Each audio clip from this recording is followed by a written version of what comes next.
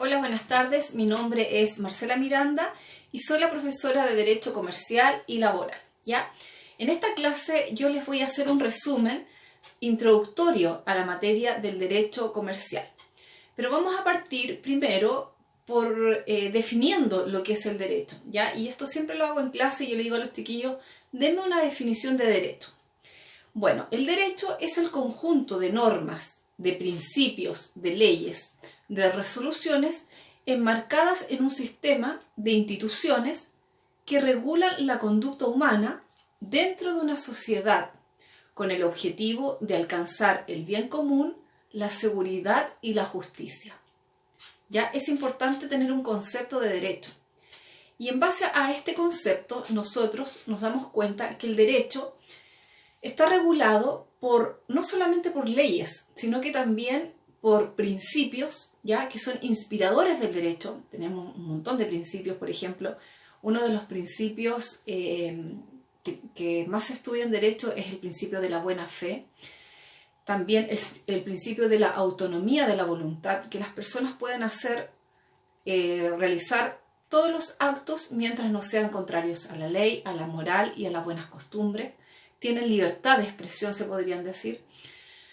Ya, pero antes de ahondar en todos los principios que regula el derecho, principalmente el derecho civil, me gustaría indicarles que existen normas, distintos tipos de normas, que tienen una jerarquía en materia de derecho, ¿ya?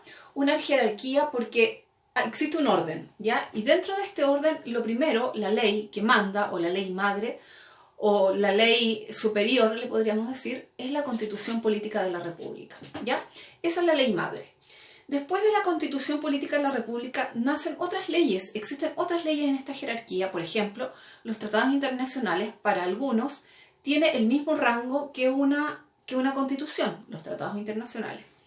Posterior a eso vienen leyes orgánicas constitucionales, que son leyes que para aprobarse requieren de un quórum alto, ¿ya? 4/7 de los diputados y senadores en ejercicio.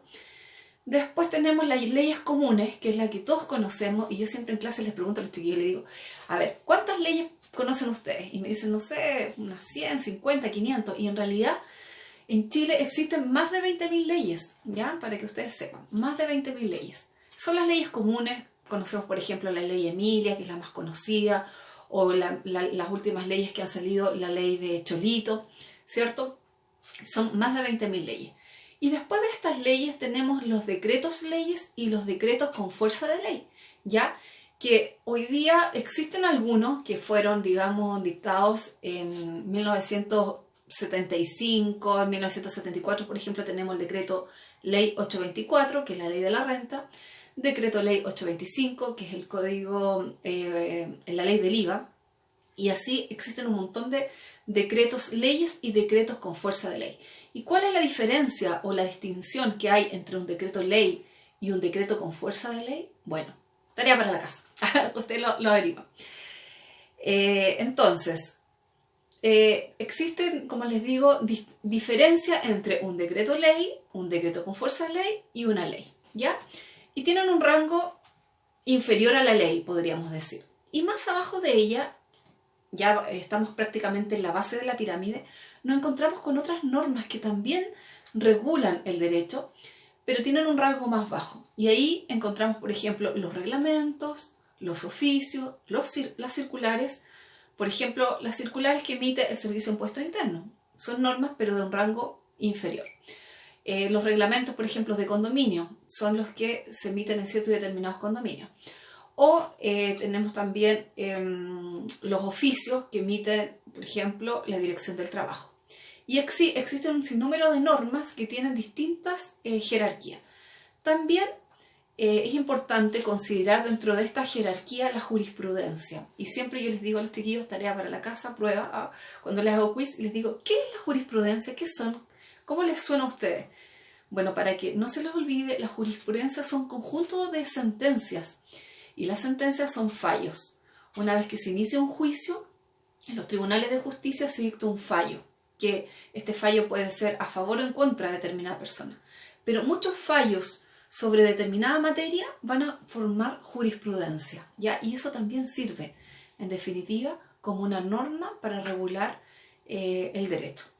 Entonces ya manejamos esta base, esta pirámide, ¿cierto? Que es importante que ustedes la manejen, que la estudien bien, con los apuntes que yo les adjunto.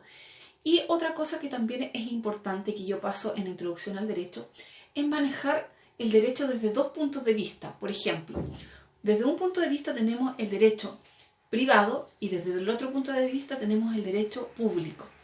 El derecho privado está relacionado